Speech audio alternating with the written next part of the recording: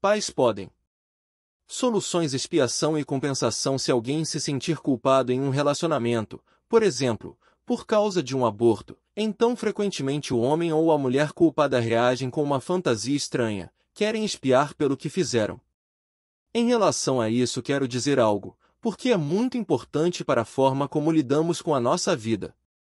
Em todos os relacionamentos existe uma necessidade profunda pela compensação de ganho e perda. Quando um parceiro dá algo ao outro, este também quer lhe dar algo, para compensá-lo. Como o ama, dá-lhe um pouco mais. Isso é comum quando as pessoas se amam. O outro também quer compensar o que recebeu e, como ama, dá um pouco mais. Assim a troca em um relacionamento evolui. Esta é a base de um bom relacionamento. Dou-lhe com amor e tomo de você com amor, depois dou-lhe novamente com amor e tomo de você com amor. A mesma necessidade se manifesta quando um causa algum mal ao outro, ou seja, quando o homem diz algo que machuca a mulher, por exemplo, você é igualzinha à sua mãe. Isso é grave para a mulher, quando ela toma como uma ofensa. Estas são palavras que machucam. Ou quando alguém diz, talvez devesse ter casado com outra pessoa. Isso não é grave? Algo assim machuca profundamente. Então a pessoa que foi machucada dessa maneira tem o desejo de compensação, também quer machucar o outro. Estranhamente, muitas vezes, quer machucá-lo um pouco mais, ou seja, ultrapassa uma mera compensação. Mas uma outra fantasia atua por detrás disso. Queremos nos livrar daquilo que nos machuca, por exemplo, de uma doença. Se alguém tiver nos machucado, talvez também queiramos nos livrar dele e assim o machucamos um pouco mais do que ele nos machucou. A raiva que se mostra nesse contexto frequentemente é expressão de um desejo de eliminar alguém, mas não porque os seres humanos são maus, neste sentido. Trata-se de movimentos profundos da alma, estão relacionados à nossa vida e nossa sobrevivência, queremos extinguir aquilo que nos ameaça. Portanto, nesse contexto, também não acuso ninguém, mas temos que saber que algo assim existe. Se um machucou o outro de forma irreparável, ele, às vezes, compensa causando-se o mesmo sofrimento que o outro sentiu. Em relação a um aborto, por exemplo, uma pessoa também quer compensação, frequentemente desejando a própria morte, então se sente melhor, pois compensou. Esse comportamento denominamos de expiação. Expiação é uma tentativa de compensação através da mesma dor e do mesmo destino, mas, quando alguém expia uma culpa, para quem olha? Olha, por exemplo, para a criança abortada ou apenas para si mesmo? Portanto, na expiação geralmente fechamos os olhos, não olhamos para a pessoa que machucamos ou prejudicamos, olhamos apenas para nós mesmos. Assim sendo, a expiação é um obstáculo para o amor. Aborto provocado no amor, o movimento é totalmente diferente em uma situação desse tipo. A mãe, por exemplo, olha para a criança abortada e diz, eu matei você. Esta é a verdade. De repente a situação toma-se séria. Diz a ele, queria me livrar de você e, enquanto diz essas palavras olha e depois diz, você é meu filho e eu sou a sua mãe. Eu sei o que fiz e concordo com as consequências. No entanto, isso ainda não traz alívio. O que podemos de fato fazer? Será que no nível em que nos encontramos existe alguma coisa que possa ser feita? Não, não existe. Ainda assim, se antes a mãe tiver olhado para a criança dessa maneira, ela pode olhar para além da criança, para o seu destino e entregá-la ao destino com amor. Depois olha para o próprio destino e diz, sim, eu concordo com o meu destino e com as consequências daquilo que fiz. Curva-se diante do seu destino e olha para mais longe, para além dele. De repente, todos, a mãe e o filho, entram em sintonia com algo maior, num lugar onde regem outras leis além da compensação. Diante dessas forças grandes, independente de como as denominamos, ninguém é perdido, nem mesmo uma criança abortada. Todos estão em casa nesse espaço onde atua eis a força grande. Nesse campo todos são iguais, portanto uma criança abortada não desaparece, está presente e atua. Se, por exemplo, um filho de um relacionamento posterior olhar para o filho abortado do pai e disser: no meu coração você tem um lugar, então o parte dessa criança abortada um movimento de bênção em direção ao filho posterior. Quando a criança abortada é incluída nesse contexto amplo, atua como uma bênção. O que se diz, então? Primeiro, o filho diz a essa criança: por favor e depois do obrigado, e os pais dizem a esse filho: agora você tem um lugar no nosso coração. Assim surge um movimento de amor totalmente diferente, muito mais profundo. Vingança com amor. Quero voltar mais uma vez ao assunto da compensação. Se um machucar o outro no relacionamento entre casais ou em outra situação, e o outro tiver o desejo de compensação, então existe a possibilidade da vingança com amor. Sim, é possível vingar-se com amor, pois não podemos dispensar totalmente a compensação. Também temos que fazer algo contra o outro, pois ele espera por isso. De modo contrário, começa a expiar sua culpa. Posso livrá-lo da expiação, à medida que faço algo contra ele de verdade, porém, um pouco menos. Este é o amor na vingança, que causa um mal um pouco menor. Então o outro talvez balance a cabeça e pergunte: o que aconteceu agora? Olha para o seu parceiro e diz: obrigada. Assim o bem pode prosseguir novamente. A seriedade após a constelação com um casal que não obteve solução. Alguns de nós talvez sintam a tentação de dizer: que pena. Agora confiram em suas almas o que sucede com vocês quando dizem: que pena. O que acontece com a sua força? Podem sentir como a perdem? E o que aconteceria se disséssemos: deve ter algo a se fazer nesta situação, e se refletíssemos sobre o que ainda pudesse ser feito ou deveria ser feito? O que aconteceria com o casal? Seria respeitado? Ganha em força através da nossa preocupação ou será que o estaríamos enganando? Onde isso terminaria? Aqui, o ponto mais importante é que algo que até então não estava sendo visto entrou no nosso campo de visão. Desta forma, o casal entra em contato com a realidade da maneira como ela é. A realidade o solicita mais, ao mesmo tempo, o casal adquire força através daquilo que foi revelado e eu posso me recolher, pois a sua alma sabe o que deve fazer. Assim sendo, eles não podem continuar como até agora, a situação é séria. Onde o amor dá certo? Onde existe seriedade? Todo o resto é apenas uma introdução. Lá onde existe seriedade, o amor terá consequências. Um movimento em direção a alguma coisa. Muitas vezes vivenciamos que o amor não dá certo. Por qual motivo ele não dá certo? Na medida em que há uma separação, o fluxo da vida é interrompido. Se estivermos fora de um relacionamento, quando perdemos alguém de que precisamos e amamos, não podemos alcançar o nosso objetivo. Todos os nossos problemas essenciais estão relacionados a uma separação, a um movimento em direção a alguém importante que foi interrompido, a uma perda. O primeiro movimento essencial em direção a alguém importante para nós é o movimento em direção à mãe ou ao pai. Quando este movimento deu certo, somos felizes e bem preparados para a vida. O que está oposto a isso? O fluxo da vida sugere um pequeno exercício, onde podemos entrar nesse movimento e tentar concluí-lo onde foi interrompido. Fechamos os olhos e recolhemos-nos ao nosso centro. Vemo-nos como criança diante do nosso pai e da nossa mãe. Olhamos para eles com toda devoção, como as crianças pequenas olham para os seus pais, com os olhos bem abertos e um amor incrivelmente profundo. A maior entrega que já vivenciamos foi essa: olhar para nossa mãe e nosso pai. Talvez, posteriormente, algo tenha interferido, mas agora voltamos para este amor original. Olhamos para os pais e por detrás deles vemos os seus pais, por detrás desses os seus respectivos pais e novamente por detrás desses os seus respectivos pais, através de várias gerações. A vida flui por todas essas gerações até os nossos pais, e através desses, chega até nós. É a mesma vida para todos.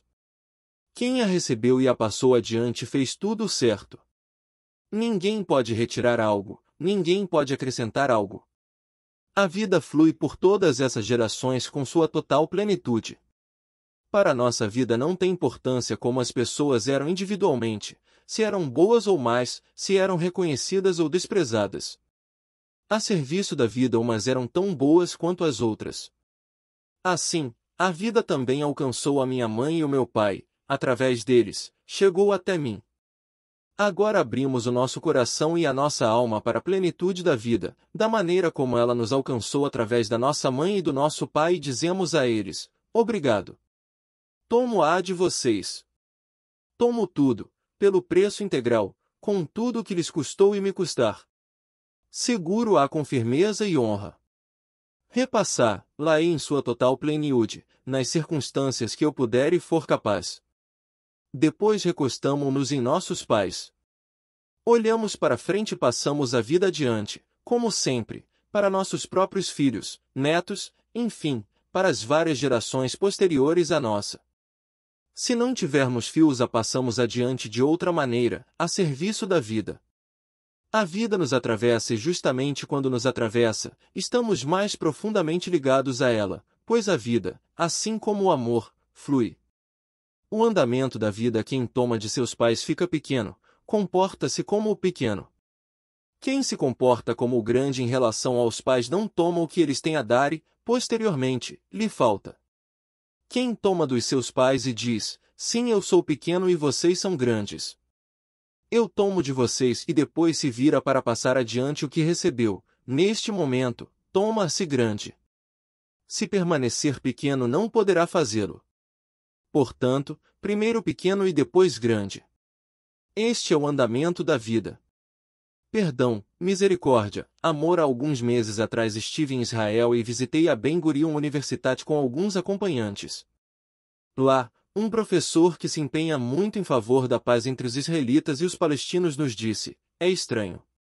Se os alemães pedissem perdão aos judeus, os judeus não poderiam dar-lhes este perdão. Ao mesmo tempo, os israelitas estão em Israel à espera que os palestinos talvez os perdoem. Reflete sobre o significado do ato de perdoar alguém. Será que temos esse direito de conceder o perdão? Quando imagino o que se passa na alma, à medida que falamos ou pensamos em perdão, sinto que perdão só pode existir em questões pequenas e com reciprocidade. Quando alguém se toma culpado de algo, por exemplo, machucando outra pessoa, então o perdão de maior efeito é silencioso. Sem palavras. Na verdade, ele é apenas um ato de indulgência, de esquecer o acontecido, passamos por cima do ocorrido.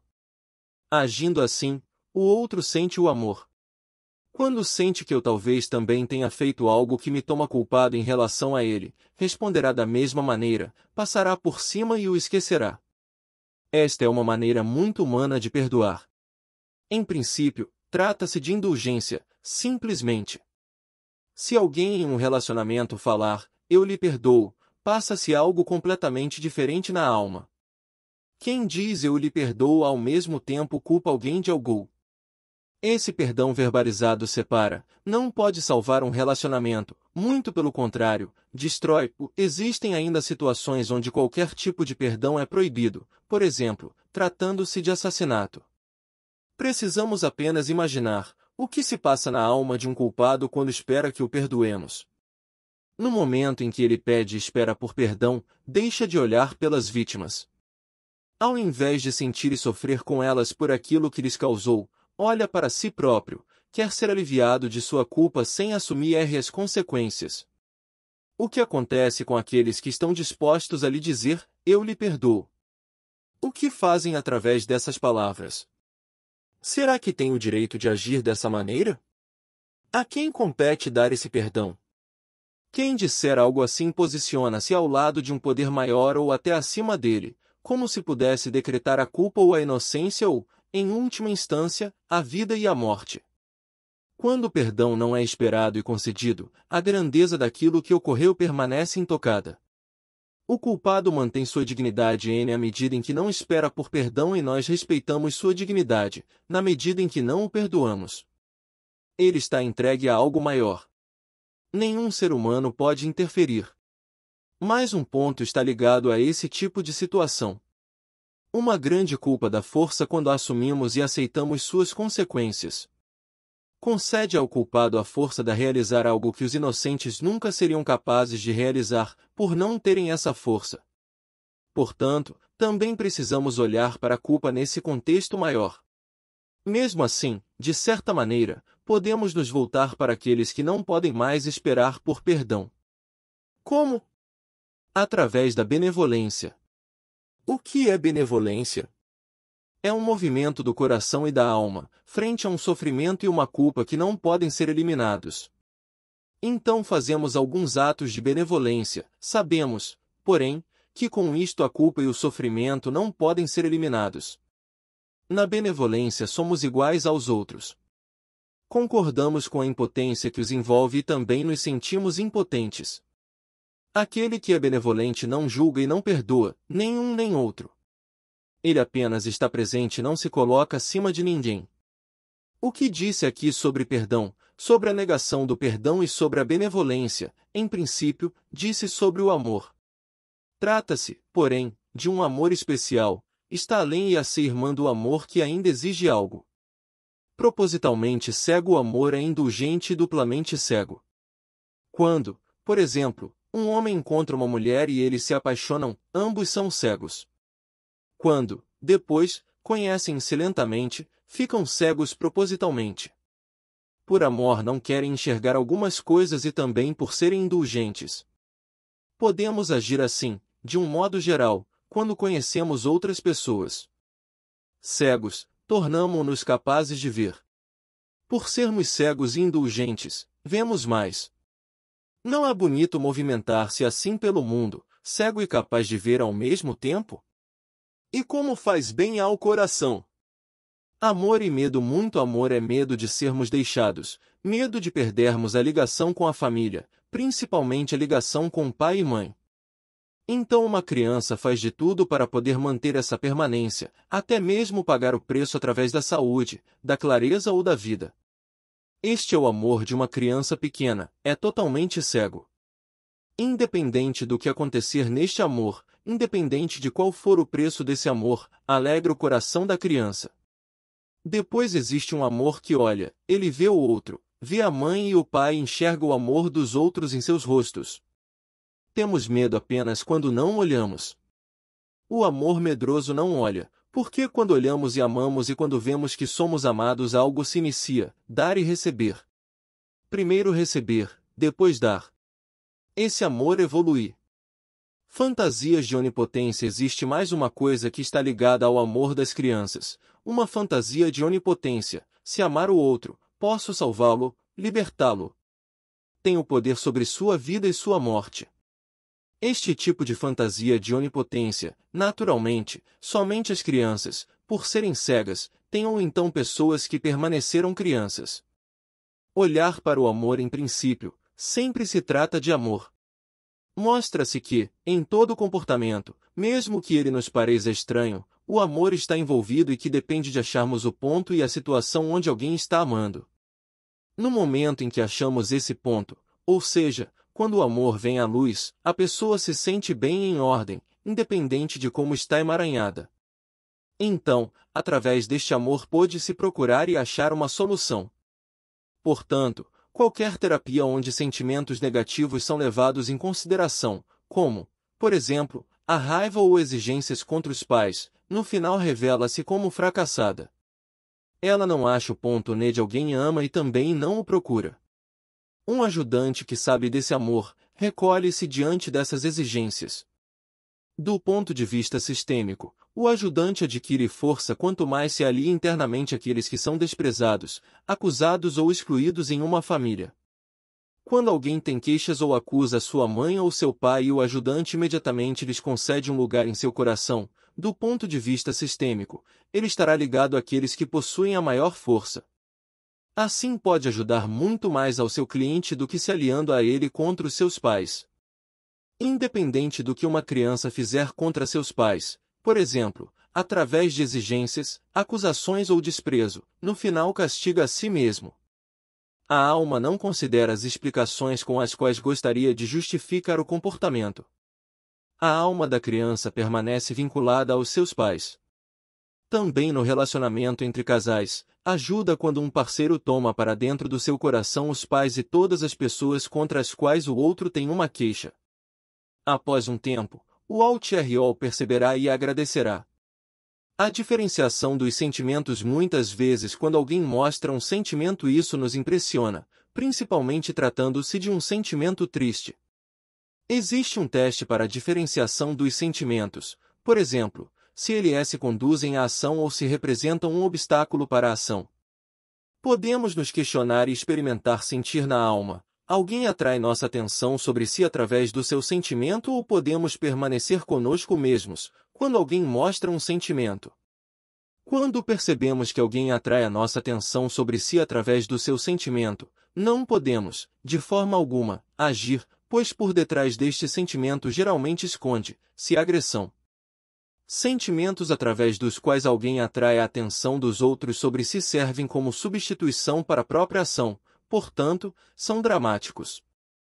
Em tais sentimentos fechamos os olhos, pois esses sentimentos alimentam-se de imagens internas e não da realidade. Podemos esquecer esses sentimentos mesmo que sejam eles os mostrados com maior frequência. Não nos deixemos enganar por esses sentimentos. Se alguém nos persegue e exige, você tem que me ajudar, irritamo-nos. Essa irritação é o sentimento que o outro esconde.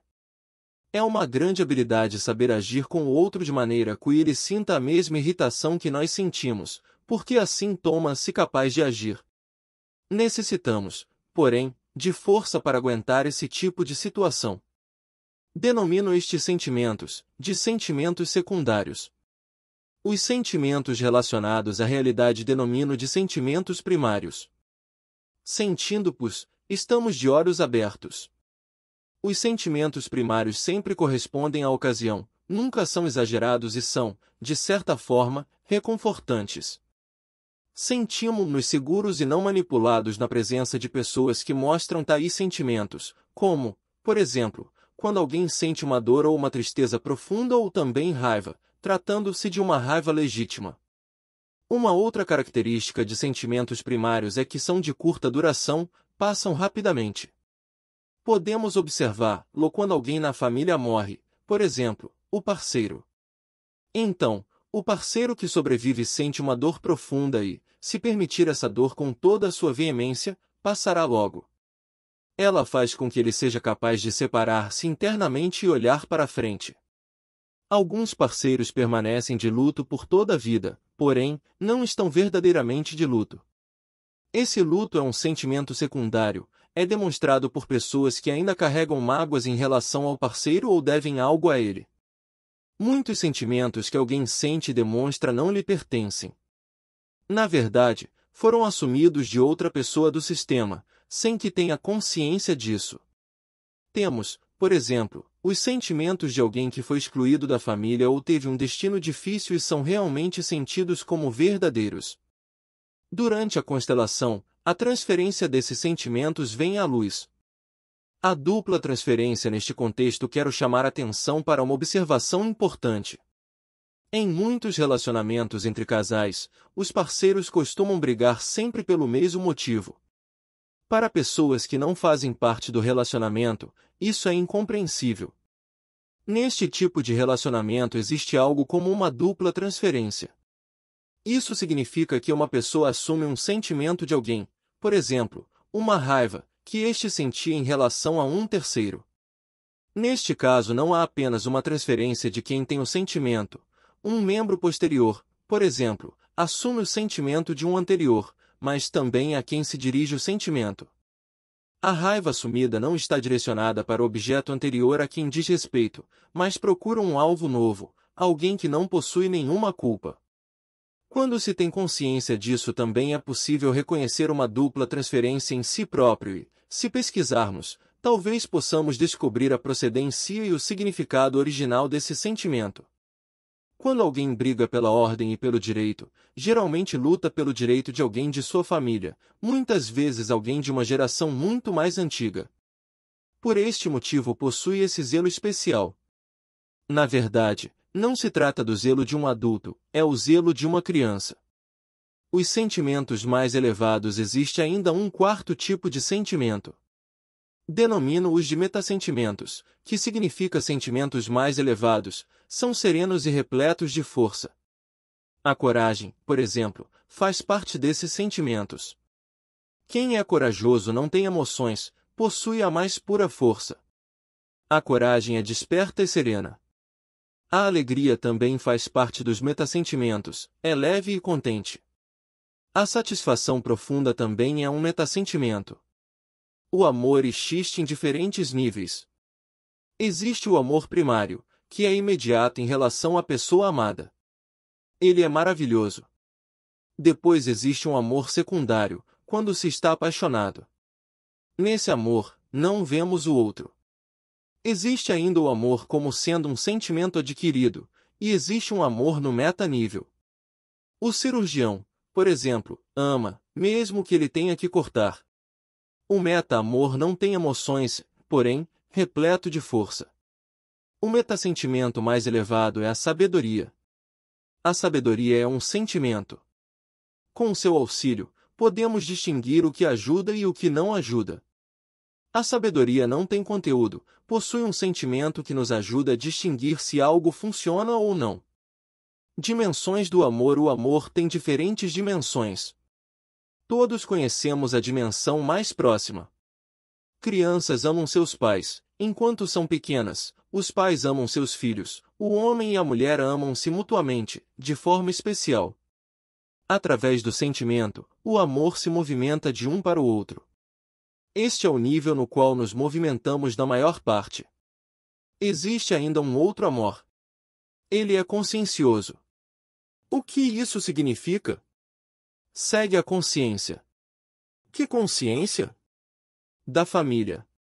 A consciência nos diz o que devemos fazer para podermos fazer parte. Temos uma consciência tranquila quando comportamos-nos de tal forma que podemos fazer parte. Temos uma consciência pesada quando tememos ter perdido o direito de pertencer. A consciência distingue entre o que é bom e o que é ruim. Nesse contexto, é considerado bom apenas aquilo que me concede o direito de fazer parte, e é considerado ruim apenas aquilo que ameaça o meu direito de pertencer. Pelo fato de a consciência nos vincular à nossa família, ela exclui outros, por exemplo, outras pessoas, outros grupos, outras percepções do que é bom ou ruim. Quanto mais nos une à nossa família, principalmente em tempos de perigo e necessidade, onde nosso vínculo com a família pode se tornar uma questão de sobrevivência, mais forte toma-se a rejeição em relação ao meio externo. A boa consciência nutre a rejeição de outros. Por detrás da agressão em relação a outras pessoas e até do desejo de destruição, onde queremos nos livrar de outros e queremos que eles desapareçam ou até morram, encontra-se a mesma boa consciência que nos vincula à nossa família. Portanto, frequentemente existe a exclusão de outros em relação à família, de consciência tranquila. Pelo fato de pertencermos à nossa família, somos forçados a excluir determinadas pessoas. Existe, porém, por detrás dessa consciência tranquila que percebemos na forma de culpa e inocência, uma outra consciência totalmente diferente, uma consciência coletiva, original, arcaica. Na nossa cultura, na maior parte das vezes, não temos a percepção dessa consciência. Ela não permite que alguém seja excluído. Se, portanto, alguém da família é excluído, seja por qual motivo for, mais tarde um outro membro da família terá que representar o excluído, sob pressão dessa consciência. Desse modo, o excluído é integrado à família novamente, porém, sem que as pessoas o percebam. Isto é um emaranhamento. Em muitos relacionamentos de casais acontece que pessoas excluídas, do lado do homem ou da mulher, passam a atuar dentro do relacionamento. Assim sendo, esses excluídos precisam ser incluídos no relacionamento, com amor. Agora se trata de um outro amor, um amor que ultrapassa os limites do que é bom ou ruim, assim como os limites da consciência, e integra aqueles que foram excluídos. Isso então é crescimento. Se formos capazes de agir assim, crescemos. Também no relacionamento de casal, ambos os parceiros crescem se agem dessa forma. Tornam-se mais plenos e completos. Esse comportamento não faz com que se apaixonem ainda mais, porém, o vínculo entre eles torna-se muito mais profundo. O céu na terra as pessoas amam de maneiras distintas. Se olharmos para os nossos pais e para os nossos antepassados e se olharmos para a vida que nos alcança, através deles, tomamos a vida de uma forma que é especial para nós. Tomamos de modo diferente de outras pessoas, pois nossos pais e antepassados estão inseridos em um contexto particular. Pertencem a um determinado povo, a uma determinada cultura, a uma determinada religião, a uma determinada raça. Com a vida também tomamos deles determinadas circunstâncias da vida e concordamos com elas. Podemos apenas ter a nossa vida se concordarmos também com essas circunstâncias. Elas nos trazem determinadas possibilidades e determinados limites. Agora imaginemos uma outra criança do nosso lado. Ela olha para os seus pais e antepassados e toma deles a vida, porém, em circunstâncias totalmente diferentes.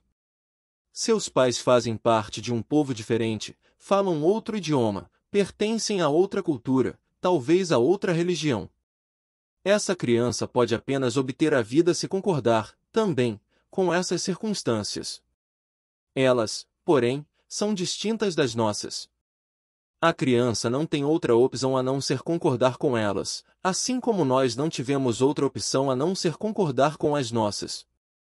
Mesmo sendo totalmente distintos, eu e essa criança, somos idênticos na forma de como tomamos e concordamos com a vida, mesmo que as duas coisas sejam diferentes, têm o mesmo direito de existir. Ambas as circunstâncias têm o mesmo direito de estarem presentes. Sucede, porém, que devido à motivação da nossa consciência, comportamo-nos de uma forma que nos permite fazer parte do nosso grupo. Se nos comportamos assim, temos a consciência tranquila.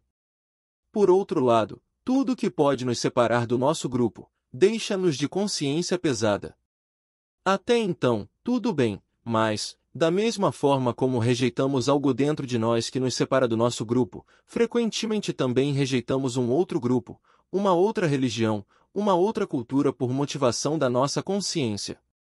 Nesse contexto, às vezes ocorre que, por motivação da nossa consciência, percebemos-nos como particularmente bons, em casos extremos, como pessoas especiais e consideramos inferiores ou reprovamos aqueles que são diferentes de nós. Os outros que são diferentes talvez pensem o mesmo: nós somos melhores, pessoas especiais, e os outros são inferiores e de mau caráter. Assim surge uma separação a partir da influência da consciência. Resulta no fato de um grupo querer que o outro se iguale e se submeta a ele. Assim sendo, por detrás de todos os conflitos que surgem a partir dessa situação, encontra-se uma consciência tranquila. Estranho. Para que o amor também dê certo entre os diferentes grupos, temos que transcender os limites do nosso grupo, da nossa família, da nossa consciência. Isso funciona seguindo o mesmo modelo do amor entre homem e mulher. Mesmo que os outros grupos sejam diferentes do nosso, temos que reconhecer que são equivalentes. Abrimos espaço para os outros grupos dentro de nós e assim tornamo-nos mais redondos e plenos, sem que as diferenças sejam aplanadas. Pelo contrário, somente por reconhecermos as diferenças, somos enriquecidos através delas. Existe mais um fato a ser considerado. Ambos os grupos são conduzidos por um poder maior. Denomino-o de grande alma, da qual todos nós fazemos parte. Essa grande alma quer as diferenças e ao mesmo tempo as une. Assim sendo, alcançamos a plenitude do amor no momento em que consideramos que todas as pessoas são equivalentes a nós mesmos e nossas almas, mesmo que sejam diferentes. Jesus mostrou uma imagem para essa postura interna. Ele diz: Meu Pai nos céus faz raiar o sol sobre maus e bons e derrama a chuva sobre justos e injustos. Qual seria então a postura interna que nos ajudaria a corresponder ao que ele disse? O que seria o grande amor? Quando reconhecemos que, diante de algo maior, todas as pessoas são semelhantes a nós. Existe mais um fato a ser considerado. Muitos conflitos são mantidos através da lembrança de uma injustiça passada. O grande amor, porém, esquece. Esquecer e perdoar, nesse contexto, também significam: reconhecemos que diante de algo maior todos os outros são equivalentes a nós. Isto, então, seria o céu na terra. A ausência somos ausentes quando estamos presentes em algum outro lugar. Portanto, a nossa ausência ganha o seu significado e valor ou a sua insignificância através do significado, do valor e da insignificância da nossa presença. A ausência ou a presença podem estar relacionadas ao lugar ou podem ser mentais ou internas. O estereotipado cientista distraído é ausente por estar concentrado e presente em outro lugar. O homem que deixa sua casa de manhã para ir ao trabalho, nesse momento toma-se ausente tanto em relação ao lugar como mental e internamente perante a sua casa e sua família. Ao mesmo tempo, toma-se presente no local de trabalho e em relação à sua tarefa e à sua função. Não está, porém, totalmente ausente em relação à sua família, principalmente se também considerar seu trabalho ou sua função como algo que faz para a família. Assim sendo, sua família também está presente no trabalho, porém, em segundo plano, sem que o trabalho e a função do homem sejam prejudicados. Através da sua presença indireta, a família talvez até represente uma motivação e ajude o homem a ser ainda mais concentrado e presente no seu trabalho. É diferente, porém, quando a família tem tanta presença no trabalho de modo que a presença do homem seja prejudicada. Isto acontece se ele se tornar ausente mentalmente, pela presença de sua família. Por exemplo, se estiver preocupado com a sua família. Neste caso, a presença da família não prejudica apenas o trabalho do homem, mas também, após algum tempo, a própria família. Se o homem porventura produzir menos, isto poderá ter consequências graves também para a sua família, por exemplo, se ele perder o emprego. Por outro lado, alguém que chega a casa após o trabalho pode ainda estar tão envolvido com o mesmo que, mesmo estando presente em casa fisicamente, pode estar ausente mentalmente. Reconhecendo com carinho a presença do trabalho, o parceiro pode ajudar ao outro lentamente a tornar-se mais presente em casa, de forma que ele possa deixar para trás o trabalho e as preocupações relacionadas a ele, assim, estar presente na família interna e mentalmente. Porém, diferente quando o trabalho e a tarefa são de natureza tal que não permitem a ausência. Assim sendo, a presença em casa os prejudicaria. Por exemplo, tratando-se de um médico ou de um político ou no caso de qualquer outra pessoa que possui responsabilidade em relação a muitas outras pessoas e famílias. Aqui o parceiro pode dar suporte ao outro em sua ausência, compartilhando a responsabilidade e pode estar presente ao seu lado, apesar da ausência do outro. O ideal da presença constante do parceiro e a expectativa de que ele deve estar presente permanentemente, ou seja, que a presença possui preferência em relação a todo o restante, talvez esteja ligado ao fato de que antigamente o trabalho era apenas uma outra forma de estar presente em casa, por exemplo, no caso do trabalho em uma fazenda e também em muitas outras profissões. Essa forma de presença que permanece hoje em dia é a exceção. A transferência do ideal da presença permanente para a situação como ela é, hoje em dia, cria expectativas em ambos os parceiros que não podem ser correspondidas, e assim, geram decepção e sofrimento. O problema torna-se ainda maior quando ambos os parceiros se assumem um trabalho e um dever longe da família. Ambos não apenas se encontram ausentes durante grande parte do seu tempo em relação ao outro e à família, mas também mental e internamente. Assim sendo, a família sai do centro das atenções uma vez que, frequentemente, a profissão solicita mais de ambos os parceiros que a família e o relacionamento. A palavra mais, aqui, não se refere a valor e sim, a presença mental, concentração, risco e responsabilidade. Enquanto na família e no relacionamento as exigências são mais comuns e acessíveis para qualquer pessoa, o trabalho ou a atividade profissional muitas vezes exige uma experiência e qualificação específica que não são de acesso comum. Assim sendo, essas exigências frequentemente separam e diferem um do outro muito mais do que os unem. Isso se mostra principalmente em casais que, além de terem uma responsabilidade como pais e em relação ao casamento, trabalham em profissões diferentes assumindo tarefas diferentes. O sentimento e o tempo de ausência em relação ao outro frequentemente são maiores e mais profundos que a presença. Então a questão é, Como a presença de ambos pode ser mantida e aprofundada tanto no relacionamento quanto na profissão e nas respectivas tarefas, sem que um ou outro seja prejudicado.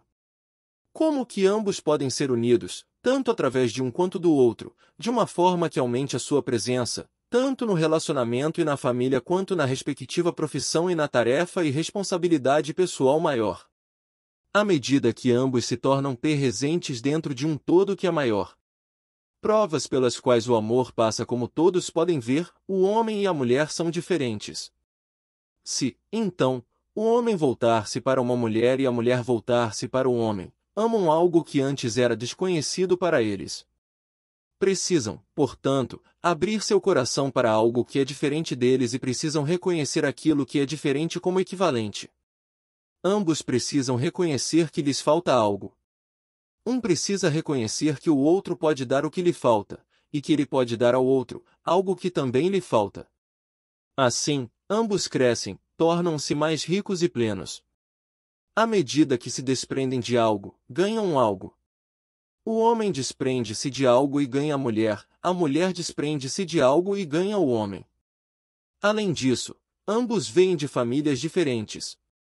De repente, o homem precisa reconhecer que também existe uma outra família onde há regras e valores diferentes das regras e valores em sua família.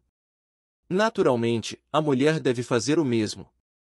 A questão é, como seu amor pode dar certo, se ambos vêm de famílias distintas que são diferentes em vários pontos?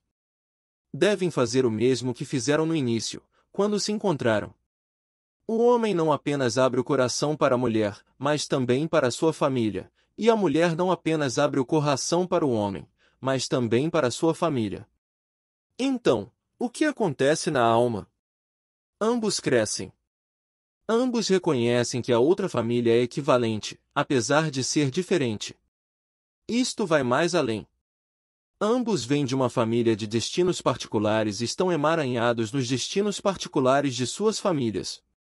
Através dos emaranhamentos, às vezes surgem conflitos particulares no relacionamento entre o casal. Por que, por exemplo, a mulher de repente quer ir embora do relacionamento? Ela é má? Será que é culpada ou está emaranhada? O que aconteceu em sua família que ela não consegue deixar para trás, de tal forma que precisa partir do relacionamento? Quero dar-lhes um exemplo de um emaranhamento específico. Há alguns meses atrás dei um curso para casais em Washington. Uma mulher veio sem o marido. Posicionei a mulher e um representante do homem, um de frente para o outro. Eu não sabia nada sobre a família. O representante do homem começou a tremer fortemente. Perguntei à mulher: você, alguma vez, já pensou em mateá-lo? Ela disse: sim. Então interrompi a constelação. Pouco depois, a mulher me procurou e disse que havia descoberto algo importante sobre a sua família de origem. Antes eu havia dito a ela: se um parceiro tem o desejo de matar o outro, isto está relacionado a algo que aconteceu na família de origem. Ela me disse que o seu pai havia participado na produção da bomba atômica e, de uma forma como se não houvesse importância, acrescentou que achava estranho ter se casado com um japonês. Na constelação seguinte ficou evidente que ela estava identificada com a bomba atômica e que, através de seu casamento, foi dada continuação ao conflito entre o Japão e os Estados Unidos de forma representativa, sem que os parceiros tivessem consciência disso. Este foi o emaranhamento do casal e, antes de ele vir à luz, ambos eram impotentes. Nestes casos, o amor de fato passa por uma prova. Permanecer no amor quero dizer algo sobre o amor, porém, algo diferente do que talvez vocês esperem. Às vezes, ouvimos as palavras: permaneçam no amor. O que significa isso, permanecer no amor? Conhecemos o amor que vincula. Através de um amor especial somos vinculados aos nossos pais, nossos parceiros amorosos e nossos filhos. Por estarmos ligados a eles dessa maneira, estamos separados de outros, ao mesmo tempo. Permanecer no amor significa que tudo é amado da maneira como é, e que tudo é incluído na alma da maneira como é. Significa que concordamos com tudo como é e que amamos tudo como é, exatamente como é, significa também que concorramos com a vida do jeito que ela é, exatamente como é, com a própria vida como ela é, com a vida alheia como ela é e com a criação, exatamente como ela é. A luta também faz parte dessa vida. A vida de um disputa o lugar com a vida do outro. Se permanecermos no amor, então também amamos isso, os opostos, a luta, a vitória e o fracasso, viver e morrer, os vivos e os mortos, o passado assim como foi, o futuro da maneira que vier, exatamente como vier. Nesse amor somos amplos e encontramo-nos em sintonia e aço rudo com tudo. Este amor é a entrega ao todo. É a religião em sua essência. Neste amor somos plenos, serenos, podemos assistir a como tudo se desdobra, estamos entregues ao próprio destino e respeitamos o destino do outro e o destino do mundo. Estar entregue ao todo dessa maneira significa permanecer no amor. Isto também tem consequências para o nosso trabalho. Quem permanecer no amor dessa forma pode assistir a tudo da maneira como é, a felicidade e a infelicidade, a vida e a morte, ao emaranhamento e ao sofrimento. Como ama o todo e está entregue a ele, às vezes também se torna ativo no fluxo da vida, sem superioridade, sempre em sintonia e com aceitação. Quem ajudar dessa maneira permanece sem preocupações e é livre. Todos possuem sempre o mesmo tamanho e a mesma importância. No todo, ninguém é melhor ou menos bom. No todo, estamos, simplesmente, presentes. A pura relação faremos mais um pequeno exercício. Fechem os olhos. Vamos ao encontro das pessoas com quem temos ou tivemos um vínculo e as colocamos em um espaço aberto, amplo, sem manifestar desejo algum em relação a elas, sem acusação, sem arrependimento. Colocamo-las bem distantes, como se fossem uma constelação estrelar, bem longe. Depois sentimos qual o efeito disso em nossa alma. Hilke denomina isto de pura relação. Aqui o vínculo encontra sua realização sem vincular. As palavras mágicas existem determinadas concepções de como um relacionamento a dois deveria ser, ou de como uma família deveria ser. Quando, então, ela é do jeito que deveria ser, como nos sentimos?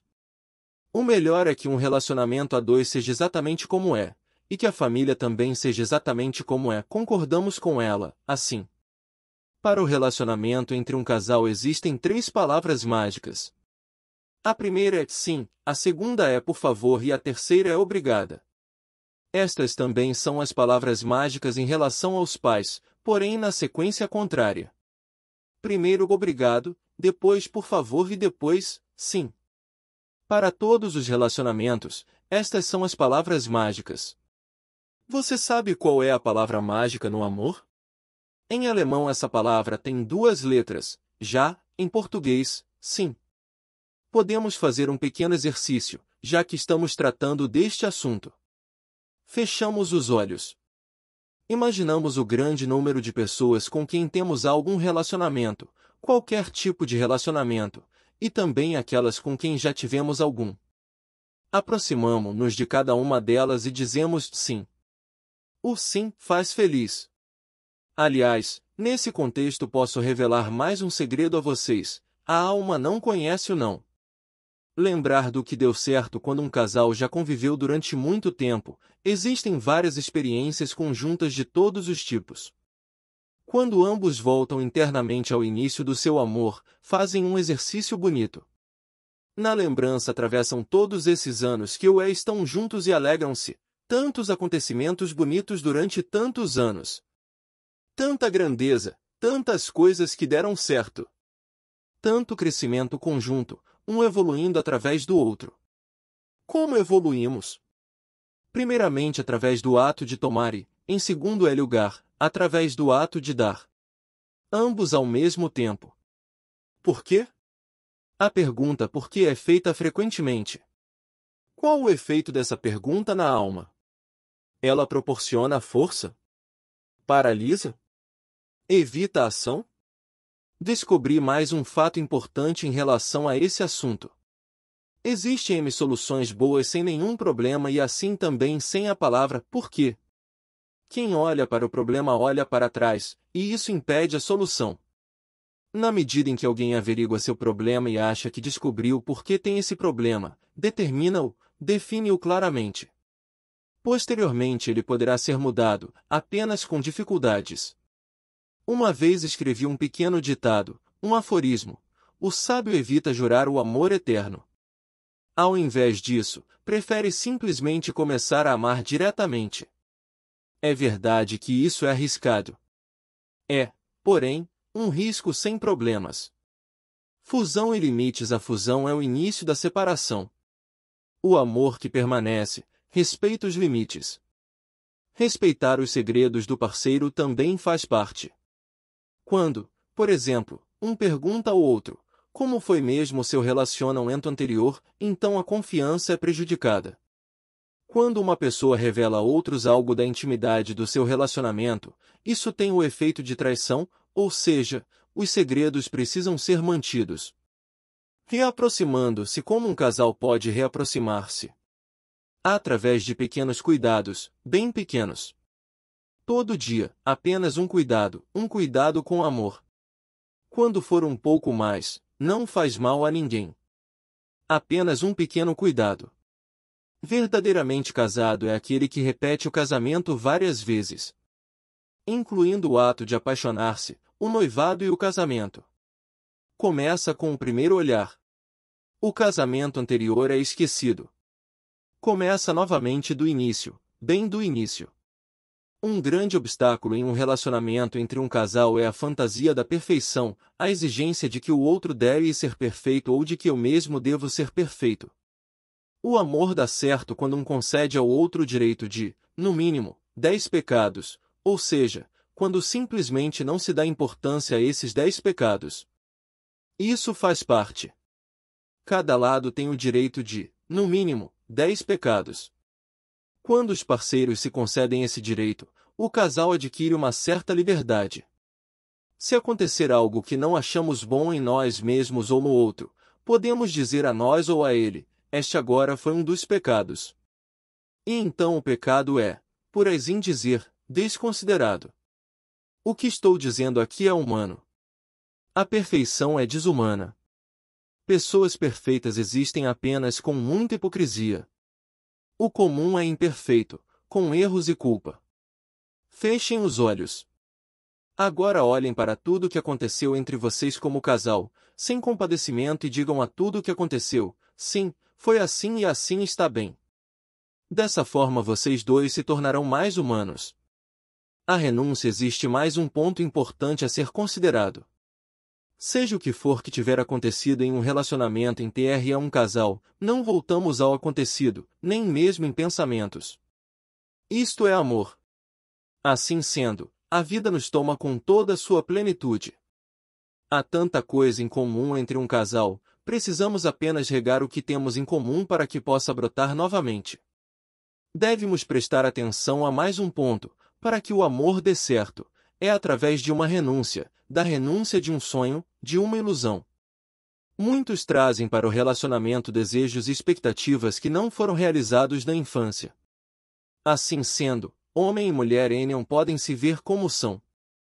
Se o parceiro não satisfizer as expectativas da infância do outro, esse se decepcionará. O parceiro, porém, não tem culpa. Ele não é a mãe nem o pai, e sim, apenas uma mulher comum e um homem comum. Mesmo assim, os dois são únicos ao mesmo tempo. Esta maneira de olhar proporciona a serenidade e abre uma porta para o futuro. Andar com o amor do espírito. Tem uma concepção sobre o amor. Por detrás de tudo o que acontece, seja no relacionamento entre um casal, na relação entre pais e filhos ou no mundo, existe algo que atua para além de nós. Não existe um movimento que parte de nós propriamente. O movimento vem de algum lugar distante, um movimento essencial e criativo que realiza e movimenta tudo. Na minha imaginação, esse movimento é voltado para todos, na mesma medida. Podemos nos sintonizar com esse movimento que abrange tudo, em qualquer coisa que fazemos independente da situação. Trata-se de um movimento do espírito. Essa condição de estar voltado para tudo e todos é amor natural, porém, um amor espiritual que não exclui nada. Se entrarmos em sintonia com esse movimento, não há outra opção a não ser que tudo dê certo. Alguns querem entrar primeiro no movimento do espírito e depois no movimento do amor. Não. O andar com o amor do espírito é a pré-condição para a sintonia com esse movimento. Assim, o movimento começa com o ato de voltar-se para tudo e todos da maneira como é e na mesma medida. Se formos capazes de agir assim, evoluímos. A despedida todo amor acaba. No final de todo amor está a despedida. Quanto mais tempo o amor perdura, mais a despedida entra no nosso campo de visão. Todas as dificuldades no relacionamento fazem parte da despedida, são um exercício para a despedida. Se um relacionamento perdurou durante muito tempo em que ambos os parceiros passaram por diversas despedidas, quando olhamos em seus rostos obtemos uma imagem serena e desprendida como a de uma paisagem ao anoitecer.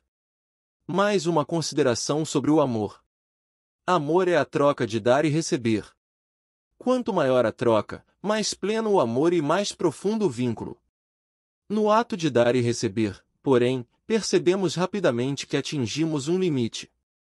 O nosso coração pode estar pleno, mas podemos dar ao outro apenas a quantidade que ele pode tomar, e o outro pode tomar apenas a quantidade que ele é capaz de dar. Posso dar a ele apenas a quantidade que consegue retribuir. Por este motivo, o amor que se esgota toma-se vazio após algum tempo. Naturalmente deve-se tomar o que o outro tem a dar. Aquilo que o outro pode dar, às vezes não é exatamente o que desejamos. O ato de tomar exige uma determinada renúncia. Através dessa renúncia, porém, o outro é capaz de dar de verdade. Então não recebo apenas o que desejo, recebo também algo que me desafia e me permite evoluir.